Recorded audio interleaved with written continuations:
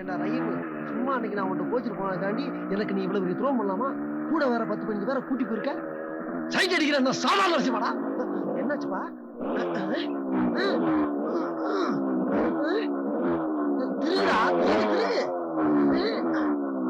அப்பா, வண்டியை தூக்கி திருடா.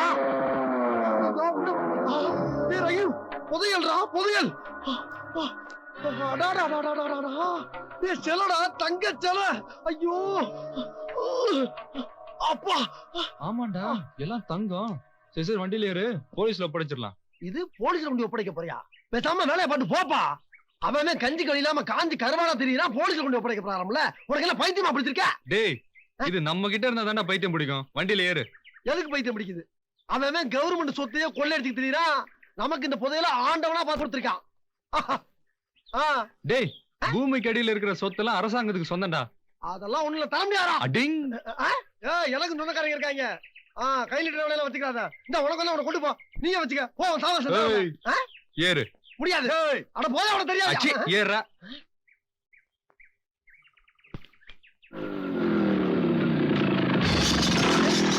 என்ன இது தங்க தண்ணியா?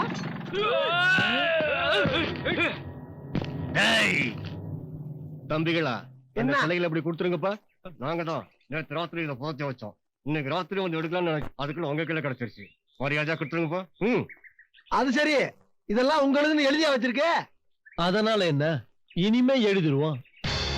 எதுல? நெத்திலப்பா. சும்மா ஆளுக்கு ஒரு 8 மணி வெட்டி தலையில கட்டி இருந்தாலும் பயந்துருமாக்க.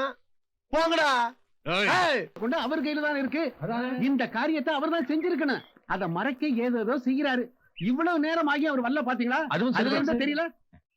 ஏன்னா கவலைப்படாதீங்க அண்ணா, அந்த பரமேஸ்வரி உங்களை கைவிட மாட்டா. தைரியமா போயிட்டு வாங்கோ.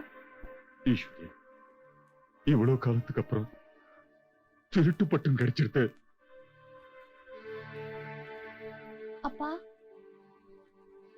சுவாமி சிலை கிடைச்சா அங்க பிரதட்சணம் பண்றத வேண்டின்னு இருக்கேன்பா.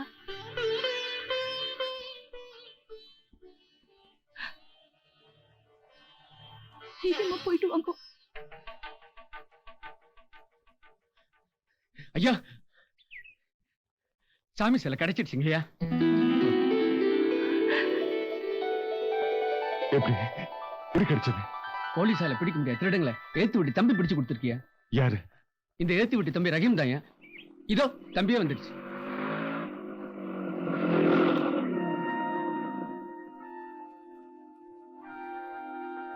தம்பி, நோக்கு எப்படி வந்து சொல்லுதானே எனக்கு தெரியலப்பா.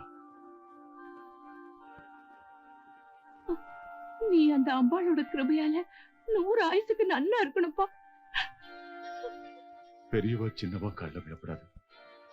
நேக்கு இப்போ நீதான் பெரியவாளா தெரியுது. இந்த கைய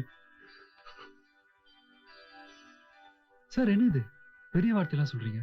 இல்லப்பா, என் குடும்ப மானம், மரியாதை, கௌரவம் எல்லாமே இந்த கையில நான் காணாம போயிருக்கும். சார், நான் செய்ய வேண்டிய கடமை தானே செஞ்சிருக்கேன்.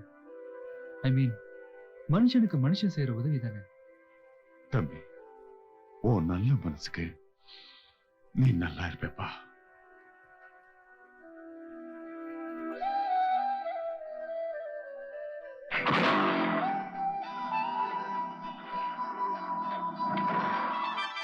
முஸ்தபா, முஸ்தபா. என்ன ராமச்சந்திரனா? திருட்டு போன எங்க கோவில் சிலைகளை உங்க தம்பி ரஹீம் பிடிச்சு கொடுத்திருக்கு. எங்களுக்கெல்லாம் எவ்வளவு சந்தோஷம் தெரியுமா? இதுல என்ன இருக்கு? நாம எல்லாம் ஒரே ஊருக்காரங்க. உங்க கோயில ஒரு திருட்டு போனா நாங்க பாத்துட்டு சும்மா இருக்க முடியுமா? இப்போ எங்க பள்ளிவாசல ஒரு திருட்டு போச்சுன்னு வச்சீங்க, நீங்க பாத்துட்டு சும்மா இருப்பீங்களா? அது எப்படி இருக்க முடியும்? காலங்காலமா நம்ம எல்லாம் அண்ணன் தம்பி மாதிரி வாழ்ந்துட்டு இருக்கோம். ஒருத்தருக்கு ஒரு பிரச்சனைனா விட்டு கொடுத்துருவோமா என்ன? ராமச்சந்திரன, மதத்தால நாம எல்லாம் வேறுபட்டிருக்கலாம், ஆனா மனித நேயத்துல நாம எல்லாம் ஒரு தாய் வயிற்று பிள்ளைங்க மாதிரி தானே வாழ்ந்துகிட்டு இருக்கோம். பின்ன 3வது ஆளை நுழைய விட்டுருமா என்ன? தர்கா வரைக்கும் கொஞ்சம் போயிட்டு எனக்கு ஒரு ராவுத்தர் கடையில தான் வேலை இருக்கு.